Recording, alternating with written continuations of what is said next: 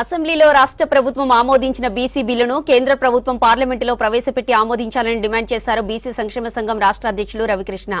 కాంగ్రెస్ ప్రభుత్వం BC bill ఆమోదంపై హర్షం వ్యక్తం చేశారు.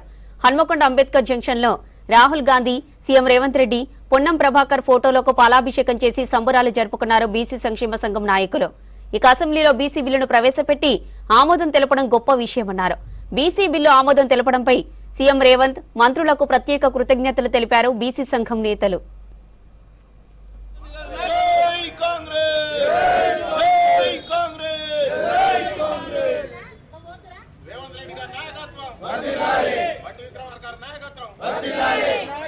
రోజు బీసీల ఎన్నో ఏళ్ల కలలను కాంగ్రెస్ పార్టీ మా రేవంత్ రెడ్డి గారి ఆధ్వర్యంలో సాకారం చేయడం జరిగింది. మరి ఎన్నో ఏళ్ల కలలను ఏ పార్టీలు కూడా మరి వారు సహకరించకుండా పోగా బిల్లు పెట్టే ముందు మోకాళ్ళడ్డేసి తర్వాత బిల్లులు పాస్ అయినాక మేము చేసినామని చెప్పుకుంటా పోతాను. ఆనాడు మన తెలంగాణ ఇచ్చింది కూడా కాంగ్రెస్ పార్టీ. ఈరోజు బీసీ బిల్లు కూడా ఇవాళ ఎస్సీ బిల్లును కూడా నిన్న సహకారం చేయడం జరిగింది. మరి ఈరోజు బిల్లు పాస్ అయినాక మరి బీజేపీ వాళ్ళు 9 పార్లమెంట్ సభ్యులుగా రాష్ట్ర ప్రజలు గెలిపించే ఉన్నారు.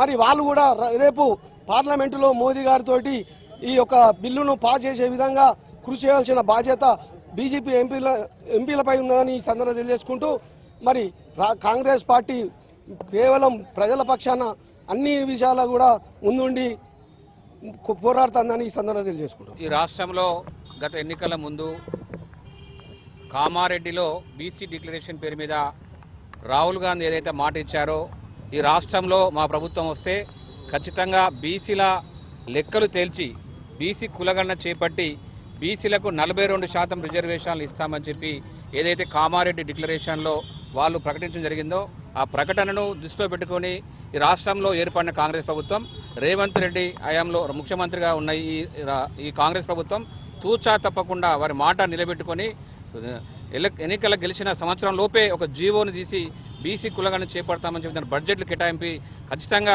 ఒక 2-3 నెలల టైంలోనే బీసీల లెక్కలు తెలిసి బీసీలు ఈ రాష్ట్రంలో 56% ఉన్నారని చెప్పి లెక్కలు